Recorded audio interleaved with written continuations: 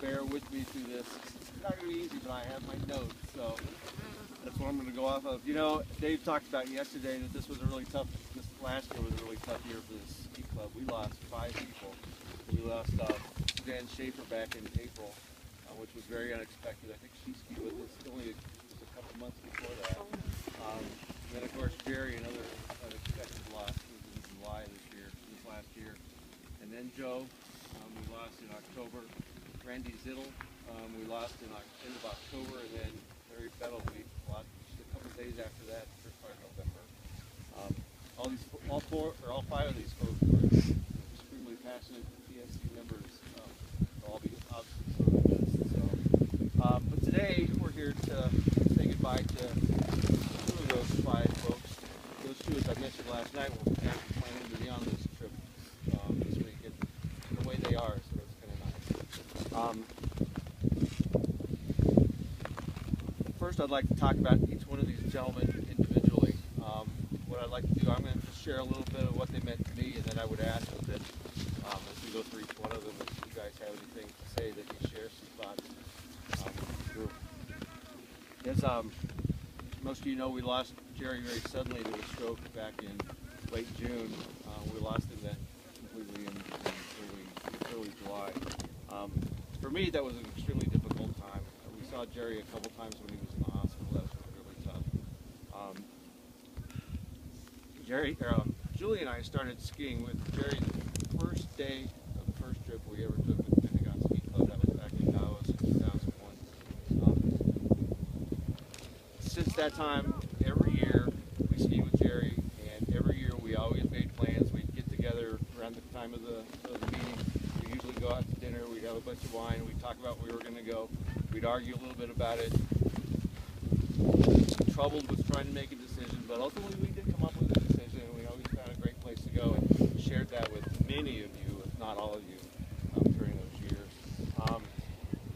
But you know, as time went on for Jerry and I know a lot of you can say the same thing, our friendship became something more than just a skiing friendship.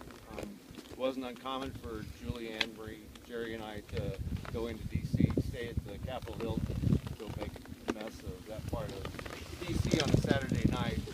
We thought we made a mess, and Bill probably were just glad to get back to the hotel. And then Jerry and I started this little tradition. I'd go down on a Friday evening. His train would usually come in about 3:30. I'd go down and I'd meet him, and we would take off somewhere into D.C. Don't know where our cars were at, but it was probably better that we didn't. The girls would call it the man days. We'd go to Georgetown, or we'd go to Capitol Hill, or we'd go somewhere. That's about all I remember for those days. But we had a great time. I know, again, as a couple, we started doing a whole lot of things together. We had dinner at one of our favorite Italian places there in Fairfax City, probably a week before Jerry had his stroke. Talked a little politics. He and I never really kind of got together when it came to that, but it was always fun putting the banter back and forth.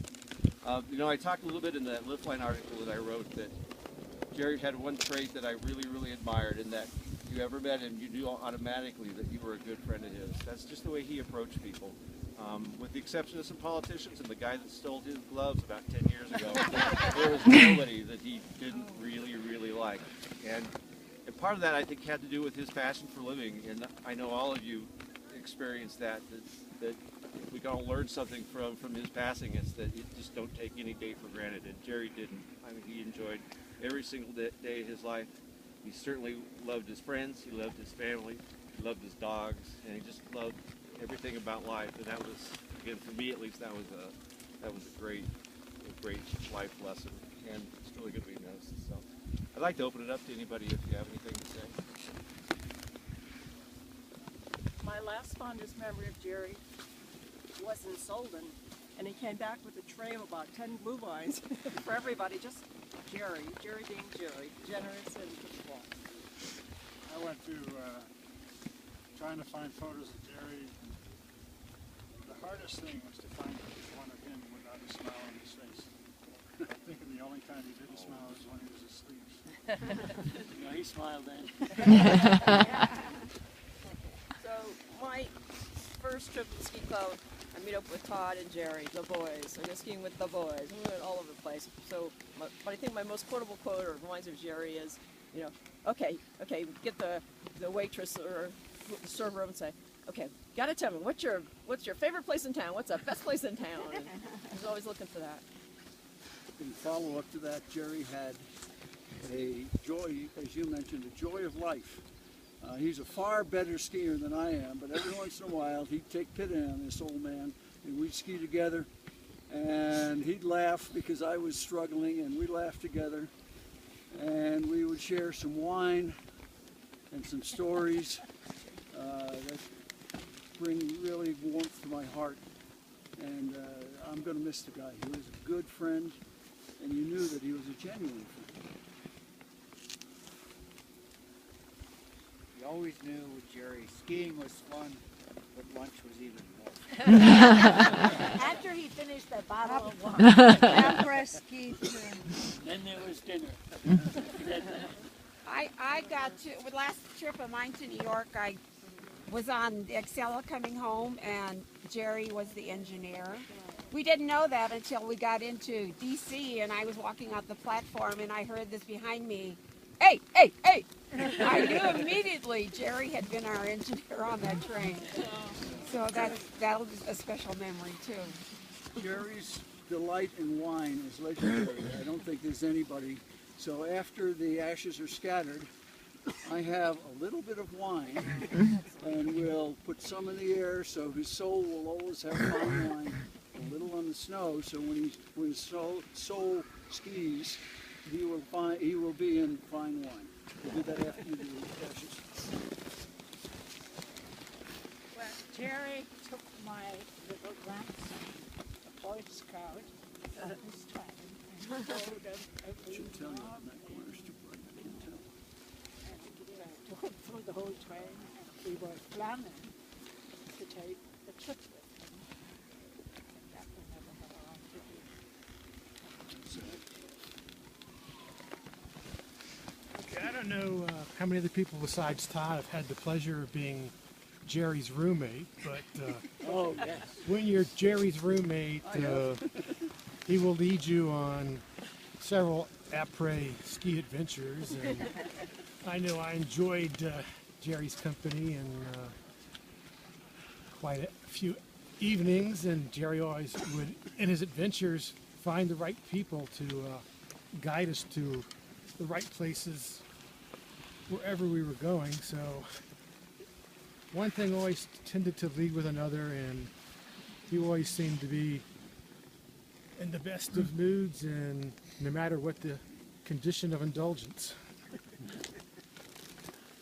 Jerry was my roommate in Austin, and the best roommate I ever had. And one night we went out, and we went out, and we went out, and we went out. The next day, he went skiing, and I laid in the sun. No way could I put skis on. I was still wobbling. But man, I love that guy. There's an expression, if you're going to hoop with the owls, you got to soar with the eagles. And he did. I remember, most of you remember a little blue purse I had. Oh, yes, yes. And I would take it to dinner. It was sequined with a little star, and he loved that purse. Remember that? He'd come over and pet it. He was petting it. It was a fetish. And I still have it, and I want to keep it. You know, I was thinking of bringing it and doing something with it here, but I want to keep it because I love Jerry. He used to wear a funny hat. So we always knew how to follow him because the funny hat was on his head. Yeah, big black So one beret. time I was foolishly following Todd and Jerry down the trail, and all of a sudden they turned around and I wasn't there anymore. I was off in the woods. So they had to come rescue me. But I got them eventually. Jerry was a good hugger. He was a bear hugger. And he wouldn't hug very quickly. He would hold you. And you get kind of uncomfortable. But it's just his way of greeting. It was like an Eskimo thing. But it was warm. It was not, it was wonderful. But it was an extra long, like a relative kind of hug. Yeah, it was great. Well, he really was a relative to all of us. That's true. Great drinking buddy. Drank me under the table more than once. Well, let's talk about Joe a little bit. You know, Joe is one of those really rare individuals that you just don't run across very often. And it's interesting, over the years, you learn a little bit more about him. I mean, it's a patriotic American. I mean, he was second to none. Some of the things that he did in his earlier life, some very exotic and not too friendly places were quite interesting stories. I think there's the phrase, we hear it a lot in the military, and I know some of you folks have too, but I think he epitomizes the idea of selfless service, not only to our nation, but to those of the people that were close to him and around him. And I think we've all had the opportunity to benefit from that because of his passion for skiing and his passion for teaching. I mean, there was never a time where if you were going out on one of his little classes or you were just going skiing with him, that he wasn't in that kind of teaching mode. But it was never a teacher-student kind of role. It was really more just a friend who was there to help you along and had a great desire for you to get better and to enjoy the sport that we all love so much. And certainly, I know I certainly benefited from it. The first time I skied with him was in Alaska, and if you folks have ever been there, the hotel you stay at is really kind of on the other side of the ski area, and you look up and it's just gigantic. I mean, it's probably bigger than this. This gigantic, what looks like a cliff. That there's one tram that takes you up to the top, but honestly, you can ski down it. And we had about a 2-foot snow one day. Everybody else went off on the whale watching trip, and Joe goes, "Let's go." So Julie and I, and a couple of other folks, that's where we went, and we skied that hill probably 5 or 6 times, and it was going to kill us. But you know, it's amazing how much better you can get when there's somebody there to help you along and to push you and take real interest in your skiing and again in your quest to do better. And that, to me, that really talked about how Joe was very special, at least in my life. Beyond that, Julie and I had the opportunity a couple of years ago to go visit them in their little cabin way up in the mountains in Colorado. Not a place you can even get to in the wintertime, but they were just absolutely wonderful hosts. We got to know both of them a whole lot better and just had a great time. And I know this next summer, I think it's August 9th, Patty has invited everybody to come out and just celebrate his life. And she was honest about it. Anybody who wants to come can come. So please, if you have the opportunity, it would make a great little vacation. And you get to see a part of Colorado that a lot of people don't see because it's not on the main interstates. It's a little bit tough to get to. It's a great place. Joe's really going to be truly missed. And again, I'd like to open it up to you guys if you have anything to say. I think we all remember the trail maps in the boots. Yeah. That'll be Joe. Yeah. When you skied with Joe and he was giving you friendly hints, you didn't feel like you were being talked down to. And if you're in a group and he was helping you, the feeling was that you were the only person in the world that was important. He was focusing on you. He had that rare talent to just focus on you and help you along the way. As you may know, he was the lead ski instructor at Steamboat and very respected by all of the staff at Steamboat. And as you said, he was a patriot. He was in Vietnam, got his heel blown off from a landmine. So he had his boots modified by a master boot fitter in Steamboat Springs. He could ski better and he could walk, is what he said. And man, could he ski. He was, when we were in several places, he would take the better skiers and offer tips. And he'd say, come up to me and put his arm on my shoulder and say, would you help me, please? And what did I say, no? So, and he would assign me to the beginners and the guys and just say, teach them one thing, like weight shift or something, or bending at the ankles or something like that. So my goal, I had 2 goals. One was to help the others learn how to ski better, and the other one was to live up to Joe's expectations. I met Joe first at the and he people sign up for ski lessons. And the day I was to have my lesson, like Wednesday, I was ill. I was flat on my back, didn't get out of bed all day. And by Friday, I'm coming around a little bit, and he said, okay, ski with me on Friday. And I said, Joe, you've been giving of yourself all week, and I think Friday is yours. Just go out and have a ball and forget about, us. And he said, no, I wouldn't do this if I didn't want to do it. Come on with me. So Judy and I went with Joe that day, and standard stuff. He skis down about 50 meters, stops, and said, come to me. And I told him before that, I think I'm hopeless. I've been skiing so bad, so long, And I get down to him, and he says, do this, do this. It was amazing. I mean, this made an amazing difference to me and how I could ski. And I just, great admiration for him. And of course, now we have the part of the boot that is officially called the Joe Strap. That's right. You've got to have tight. It was in Stad too that we skied with Joe, and I wrote to Patty and I said, he's the only skier I've ever been with who could do a 360 on the slope. No, I could never do it, but he was such a gentleman, and that's what I remember most about Joe. He was such a gentleman. And the rest of the day on this trip that I'm not doing just what he said. My shins are up against the thing and they're tight as can be. I have something. I first met Joe in Engelberg, and I always skied with the same people who were more advanced than me, and I always thought I was just an okay skier, and I think I still am. But Joe, I had a lesson with him, and he invited me to ski with him after, and then he said to me, he goes, I wouldn't invite you along if I didn't think you could keep up. And then that night he said to me, he goes, anytime you want, you can come and ski with the big boys. So he really gave me a lot of confidence that I didn't think I had. So I always remember that. There was one trip, Joe took me and Julie, I think Ruth was there too, but I just remember Julie so much because he had us like under the lift stanchions. And there's snow, and you can't tell the snow from a rock. But it was like, just follow me and do this. Look for the snow pillow. I'm going, the snow pillow? But sure enough, there's a little hoof, like a pillow. So that's where you plant your pole and you turn. So I could do 2 turns and fall, then 2 turns and fall. But I got up to 3 turns, 50% improvement. And I just remember, but like you said, he'd take you, and I'd follow the man anywhere, because I know it was in good hands.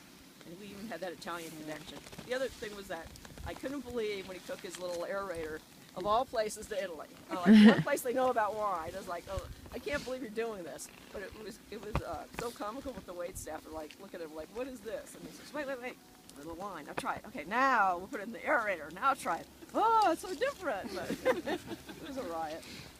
A lot of good times with him. I think it's fitting, as unfortunate as it is, to honor these 2 gentlemen together today, because they both were very, very good friends. It was fun to watch over the years because you could see the master and his protege, and Joe took on Jerry as a special project.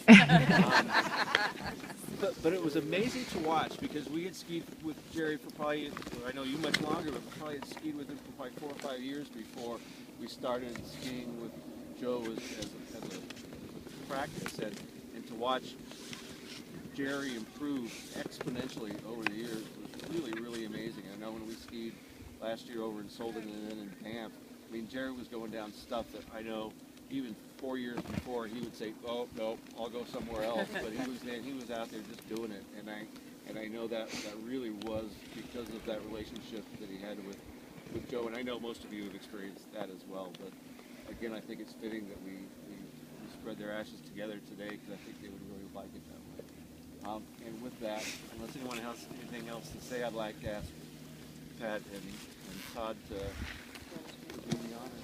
Oh, yeah. The poem they asked me to read is by Mary Elizabeth Fry. Do not stand at my grave and weep. I am not there. I do not sleep. I am 1,000 winds that blow. I am the softly falling snow. I am the gentle showers of rain. I am the fields of ripening grain. I am in the morning hush. I am in the graceful rush of the beautiful birds in circling flight. I am the starshine of the night. I am in the flowers that bloom. I'm in a quiet room. I am in the birds that sing. I am in each lovely thing. Do not stand at my grave and cry. I am not there. I do not die.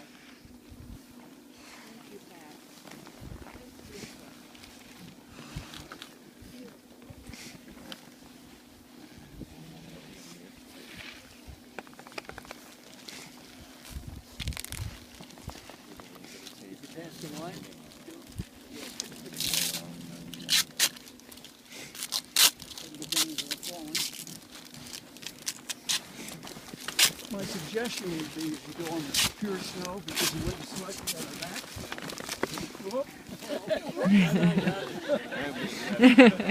Oh, shorty here. Oh, wow.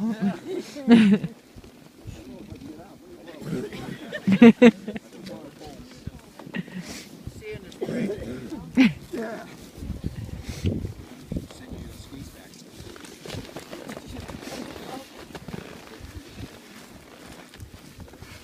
Slight wind to the back, not much.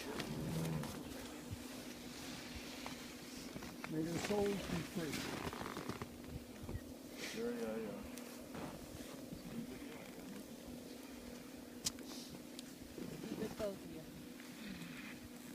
Did you take the plastic? Todd is having a hard time. Did you take the plastic? Oh. I saw you take. He's being stubborn. Doesn't want to go.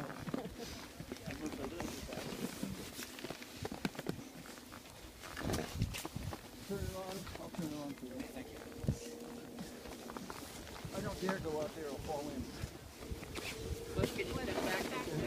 Can you step back a little? Hold it up and let the wind take a slight wind. I can feel it. Yeah. Just hold it up and let it chatter. The ashes will go down and the chips will go down.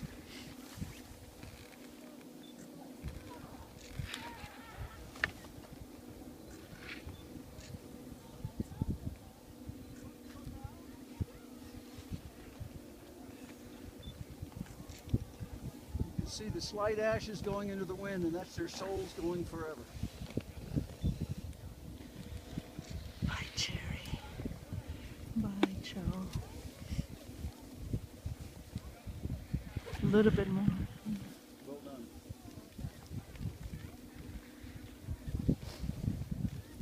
There's a lot of jokes.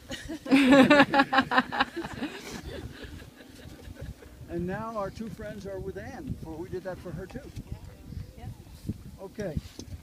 Given Joe's genteel wine taste and Jerry's massive wine taste, I would, you two take a little step. I'm going to throw this wine in the air so the souls will always have good wine.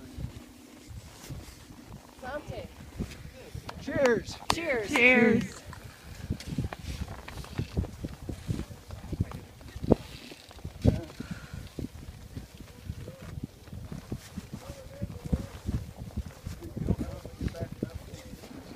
Somebody needs to bring your skis.